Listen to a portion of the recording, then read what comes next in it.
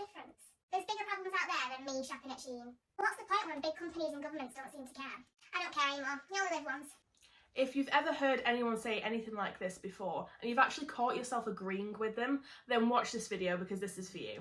Also, let me know in the comments if you've heard anyone say anything like this before and if you've actually responded to them. If we haven't met before, hi, my name's Maddie and I talk all about travel, our oceans and sustainability. And today I'm telling you why you should care, why there is a point, and how you can make a difference to this chaotic little planet that we live on. Also, if you're into this, then please subscribe so you don't miss any more of my videos like this. Now, before we explore how we can make an impact together, I'll cover why we need to, because we all need motivation sometimes to go out there and challenge the norm, don't we?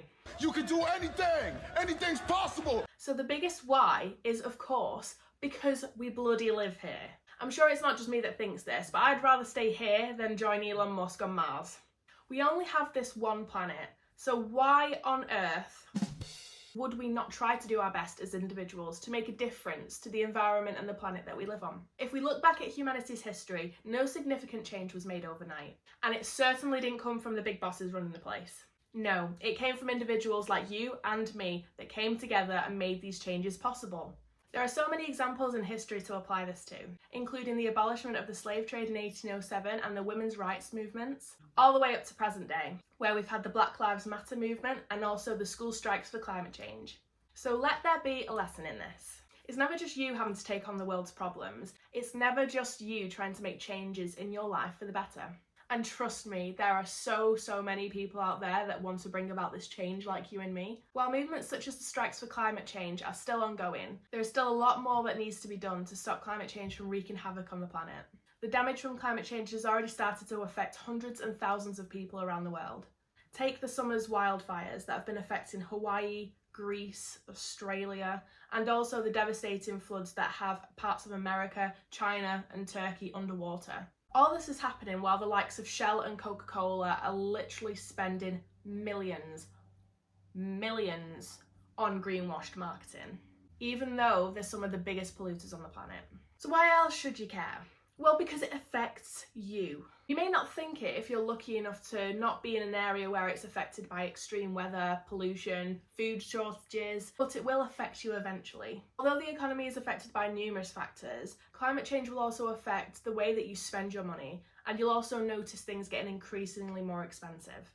Energy prices have already started rising drastically in the UK. Extreme weather can also impact energy infrastructure too, and this causes power outages, contaminated water supplies, you name it.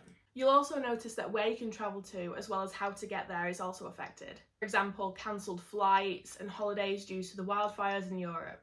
The travel problems are definitely a first world problem if you're not necessarily impacted by these devastating wildfires, but it's still annoying if you're paying all this money and you're wanting to go away and for it to just be cancelled. And a lot of insurance companies, let's be fair, are not wanting to fork out for it. Effects on tourism around the world can have a knock-on effect with the local communities and the economy, which could affect us down the line as well. Another effect that I think a lot of people really underestimate is the effects of climate change on our mental health. Climate anxiety is a real problem, especially amongst the younger generation. I feel like I've got it as well sometimes. Anything from dealing with the aftermath of natural disasters or the uncertainty of changing conditions can contribute to anxiety and depression. It's another reason why people just choose not to watch the news, because for the most part, it's depressing news. There's a running joke with millennials that we've just become so numb to this sort of chaotic world that we live in now, because we've had so many natural disasters and really big life events like COVID and wars, and obviously the climate crisis is just a huge part of it as well, that we've just become meh. What am I supposed to do? Oh, there's just another thing now. Oh yeah, that. What else do you want to throw at me? Older generation probably think that, oh, we lived through wars and stuff like that, but the literal planet is dying.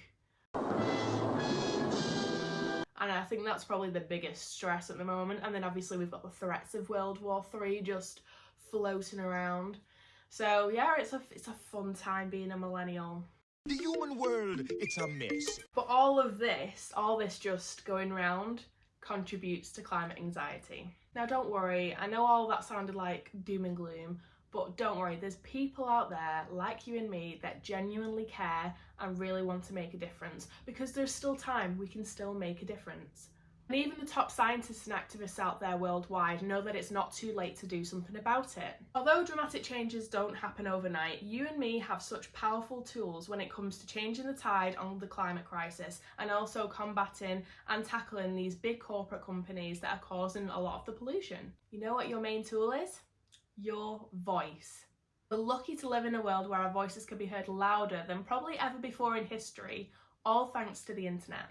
They say actions can speak louder than words, but words can help you magnify your actions beyond what you're already personally doing. It's one of the reasons I started this YouTube channel in the first place, so I can use my voice to connect with people like you, that we all have similar interests, and we all want to make a difference. So I'm trying to find my people with my voice, so we can go tackle climate change together. But you don't even need the internet to use your voice. Talk about your opinions and the climate crisis and have those awkward conversations with friends and family. Now trust me, I've had my fair share of awkward conversations with people. Some of them have got quite heated. I don't understand why. I think the older generation are scared of change and they're scared of thinking differently, because obviously they've lived in a world where nothing's really changed much, and then all of a sudden the world's dying and they're like, oh well, that's everyone else's problem, I'm gonna die soon, haha. I feel like that anyway. That's the vibe that I've got from people that I've spoken to. So let me know if you've spoken to any of your family and what they've actually said, because I bet a few other people are in the same boat as me. I've also tried to speak to family about like sustainable choices, and then like you get into the politics as well. Believe me, it's not fun, but you might be surprised. Some people are willing to learn, and also some people are willing to change. Even if it's in small amounts, those small amounts can make a big difference.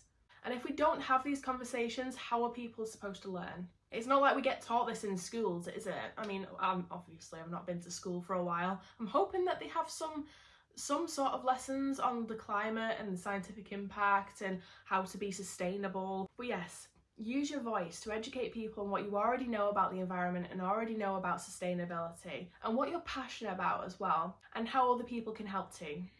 You can also use your voice to petition against harmful legislations and policies that are brought in by the governments, such as signing the deep sea mining petition by Greenpeace. I'll link this in the description below, as I think it's a really important petition for you to sign, as it is basically telling the UK Prime Minister Rishi Sunak to stop a UK mining company from just devastating the Pacific Ocean seafloor for mining materials, whatever they're wanting to do.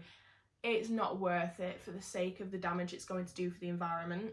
But obviously these companies are wanting just the money. But it's going to devastate the surrounding ecosystem. So it's really important for us all to just get behind this petition especially, but also have a look at other petitions that you might be interested in signing, and just see if you can support these charities and these activists that are trying to make these changes. Because petitions are a really great way for speaking up and standing up for what you believe in. And it's another great example of showing that we've got power in numbers. You need 10,000 signatures to get a response from the government for your petition, and after that you need 100,000 signatures for petitions to be considered a debate in Parliament. So the goal is to get 100,000 signatures on most petitions to do with the environment, to get it in front of the government so they can actually try to bring about these changes. So this is why you can make a significant difference, because every petition signature counts.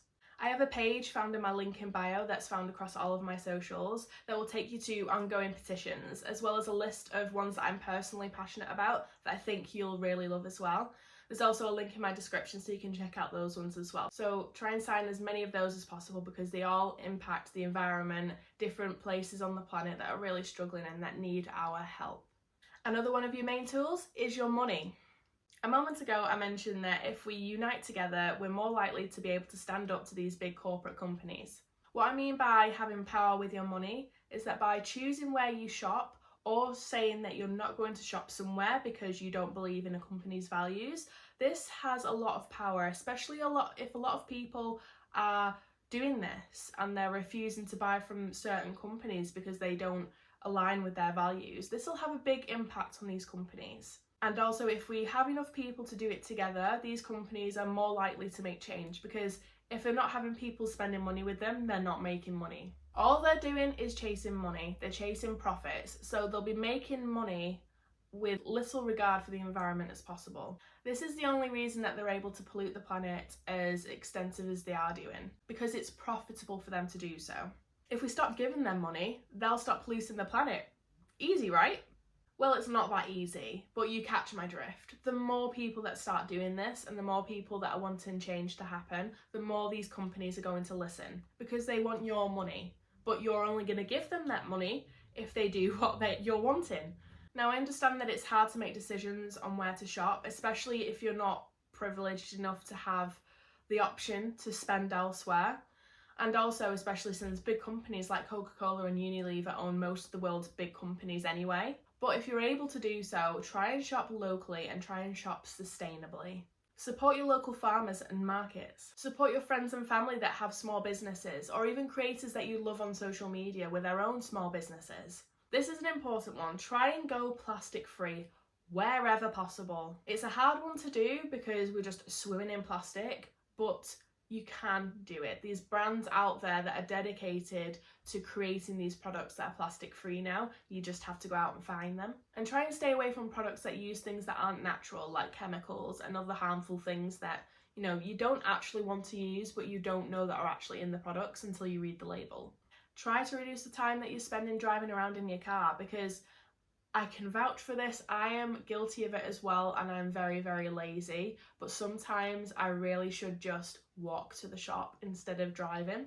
And I tell myself, oh, that's because I've got heavy bags, and it's like, no, you're literally going for 3 things, you're just being lazy.